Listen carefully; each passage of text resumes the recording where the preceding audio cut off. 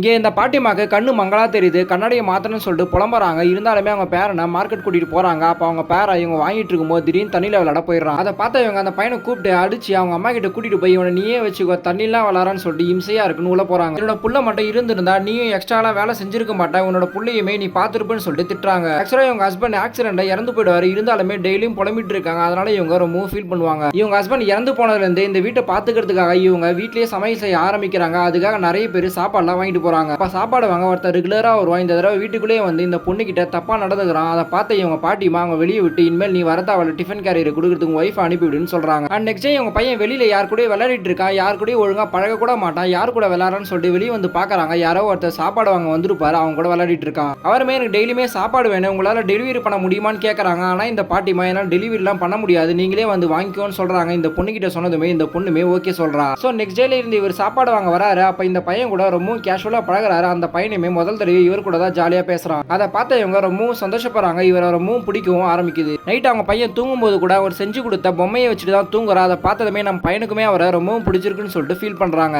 And next day அவர் சாப்பாடு வாங்கிட்டு போன பிறகு இவர் அவர் செஞ்சு வச்ச பேப்பர் எல்லாம் பாக்குறாங்க. அதை பாட்டியும் பார்த்துட்டு ஒரு மாதிரியா பாக்குறாங்க. இப்போ இவங்க பையனை கூட்டிட்டு கடைக்கு போறாங்க. அப்ப அவங்க வீட்டை பாக்குறாங்க. பார்த்தா அவங்க அப்பா உடம்பு சரியா தான் இருக்காரு. இவர் மட்டும் தான் பாத்துக்கிறாங்கன்னு தெரிய வருது. நெக்ஸ்ட் டே டிஃபன் கேரியர்ல உங்களோட சாப்பாடு ரொம்பவும் நல்லா இருக்குன்னு சொல்றாங்க. அதை பார்த்ததுமே இவங்க சந்தோஷப்படுறாங்க. அவங்க நினைப்பாவே இருக்காங்க. அதை பார்த்த பாட்டி அவர் சாப்பாடு வாங்க வந்ததுலேருந்தே இவர் சரியில்லைன்னு சொல்லிட்டு யோசிக்கிறாங்க. நீ இவங்களுக்காக கண்ணாடி வாங்க போறாங்க. அப்பதான் நாளைக்கு என்னோட பிள்ளைக்கு நாளைக்கு தவசம் வருது, உன் ஞாபகம் இருக்கான்னு கேட்கறாங்க. இவங்க எல்லாத்தையும் மறந்துட்டு இருக்காங்க. ஸோ நம்ம ஹஸ்பண்டையும் மறந்துட்டோமே, இதெல்லாம் நமக்கு தேவையில்லைன்னு சொல்லிட்டு அப்பயே முடிவு பண்ணிடுறாங்க. அண்ட் நெக்ஸ்ட் டேல இருந்து அவரை அவாய்ட் பண்ண ஆரம்பிக்கிறாங்க. பையனையுமே அவர் கூட சேர விடாம தடுக்கிறாங்க. இவருமே அதை புரிஞ்சுக்கிட்டு எதுவுமே பேசாம போயிடுறாங்க. ஆனா நெக்ஸ்ட் டேல இருந்து இவங்க எதுவுமே வேலை செய்ய முடியாம ரொம்பவும் கவலையா இருக்காங்க. அதை பார்த்த பாட்டியுமே ரொம்பவும் கவலைப்படுறாங்க. அவளுக்குமே ஆசையா இருக்கு, நம்மளோட பையனுமே சீக்கிரமா இறந்து போயிட்டான். ஸோ அவங்களோட வாழ்க்கையை அவங்களே பார்த்துக்கிறோன்னு சொல்லிட்டு முடிவு பண்றாங்க. ஆனா அடுத்த நாள் அவர் சாப்பாடு வாங்க வரவே இல்லை. அதனால இவங்க ரொம்ப ஃபீல் பண்றாங்க. அப்பன்னு பார்த்து பாட்டிக்கு ஒரு கால் வருது. பார்த்தா அவருக்கு உடம்பு சரியில்லைன்னு சொல்றாங்க. அதை கேட்டதுமே இந்த பாட்டிமாவே நீயே போய் சாப்பாடு கொடுத்துருவான்னு சொல்றாங்க. இவங்களுமே சந்தோஷமா சாப்பாடு கேரியர் எடுத்துட்டு போறாங்க.